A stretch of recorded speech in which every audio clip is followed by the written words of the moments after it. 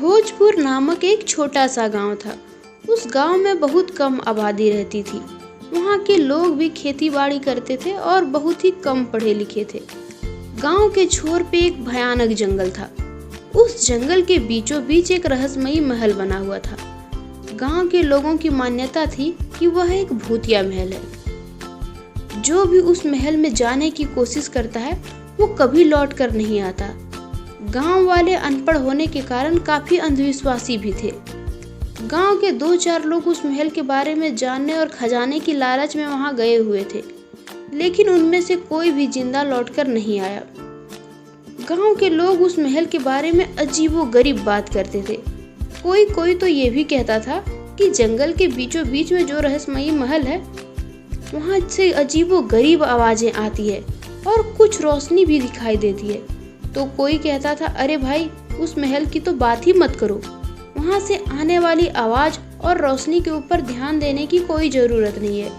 उस महल का रहस्य जानने के लिए आज तक जो भी वहां गया कभी लौटकर वापस नहीं आया। तो भैया भलाई इसी में है कि उसके बारे में बात ही मत करो और ना ही सोचो।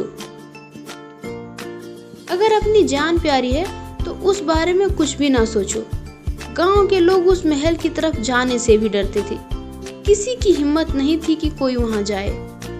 कई बार उस महल से कुछ अजीबोगरीब आवाज सुनाई देता और घोड़े की दौड़ने की आवाज आती, परंतु गांव के किसी भी इंसान की हिम्मत नहीं थी कि कोई उस तरफ जा सके।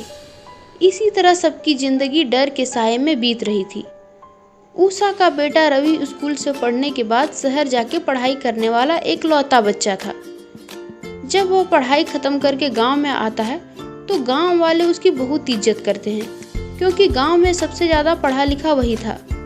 पढ़ाई पूरी करने के बाद रवि की नौकरी शहर में ही लग गई थी, लेकिन गांव में जमीन होने के कारण उसकी माँ वहीं रहती थी, इसलिए वो अपनी माँ से मिलने वहां आया करता था। इस बार जब रवि गांव में आया तो उस महल की अजीब गरीब कहानियां सुनी। उसका पढ़ा लिखा दिमाग ये जानने को तैयार ही नहीं था कि वो कोई भूतिया महल है।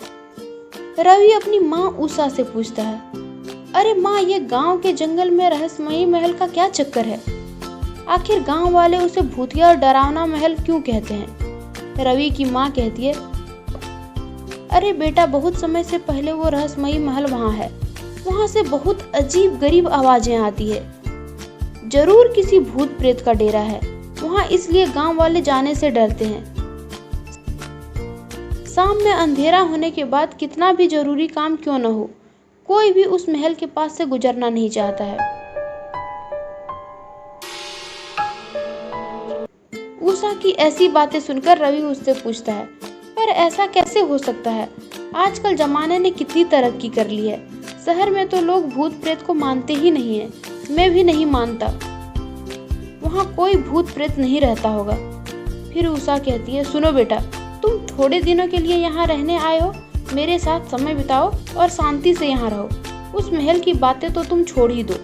आज के बाद उसके बारे में बात ही नहीं करना। रवि का बचपन का दोस्त दिनेश भी उसी गांव में रहता था। एक दिन अचानक दिनेश की लाश गांव के एक छोर पर मिलती है।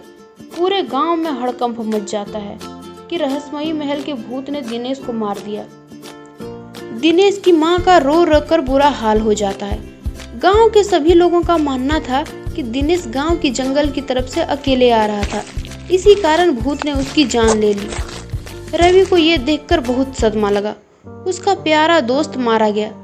रवि सोच कर परेशान हो गया और सोच रहा था आखिर उस महल में ऐसा क्या है, उसे इस बात का पता लगाना ही होगा।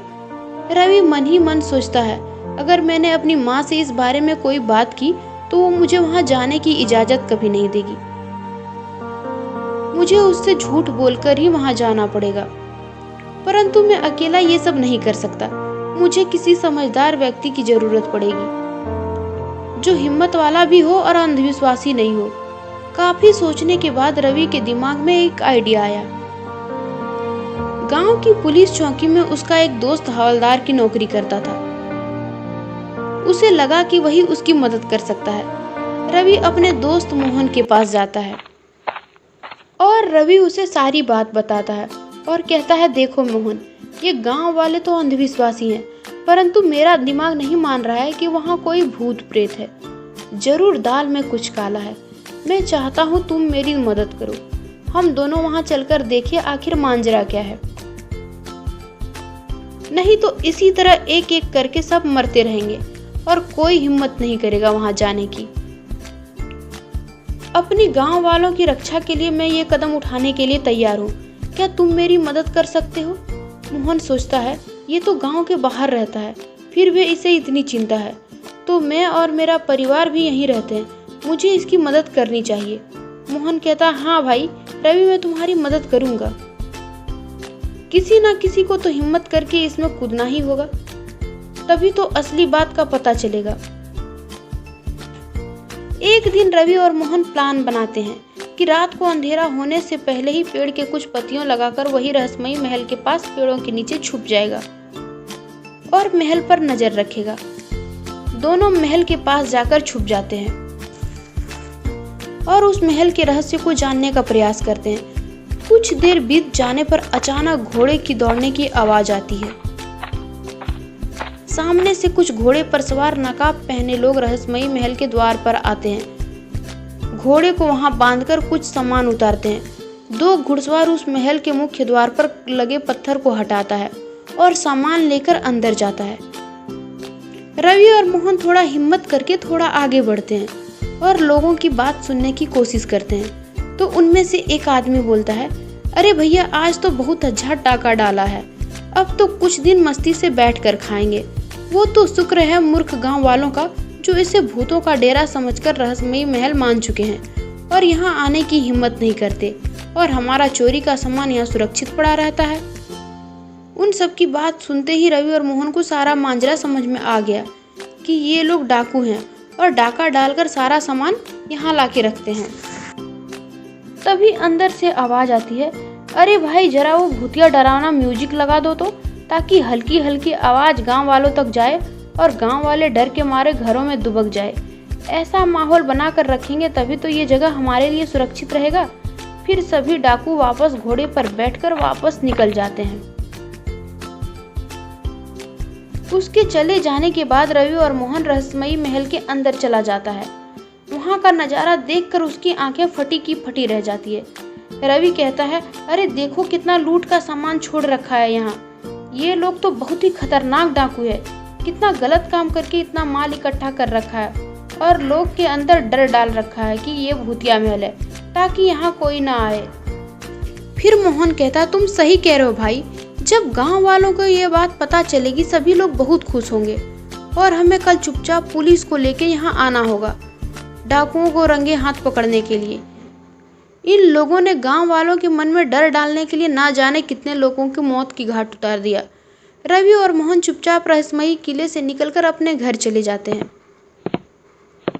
और अगले दिन पुलिस और गांव वालों के साथ रहस्यमयी किला में जाने का प्लान बनाते हैं। अगले दिन अंधेरा होने से पहले रवि और मोहन कुछ पुलिस वालों के साथ पेड़ों के पीछे छुप जाते हैं।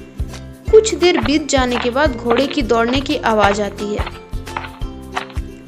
और डाकू घोड़े पर सवार होकर रहस्यमयी किले के पास आ जाते हैं। पहले दिन की तरह ही वो लोग लूट का माल अंदर रखने के लिए गुफा का दरवाजा खोलते हैं और अंदर की तरफ चले जाते हैं। बस अब यही मौका था उन लोगों को पकड़ने का। पूरी तैयारी के साथ पुलिस अपने हाथ में बंदूक लिए आगे की तरफ बढ़ते हैं और पीछे रवि और कुछ गांव वाले भी। पुलिस डाकुओं पर धावा बोल देती है। डाकू अचानक पुलिस का हमला देखकर हैरान रह जाते हैं। पुलिस डाकुओं को पकड़कर ले जाती है और जेल में डाल देती है। उस रहस्यमयी महल से लाखों का सोना चांदी और रुपया मिलता है जिसे पुलिस सरकारी खजाने में जब्त करा देती है और फिर रवि को सरकार 5 लाख इनाम देती है। सभी गांव वाले रवि और मोहन की बहुत तारीफ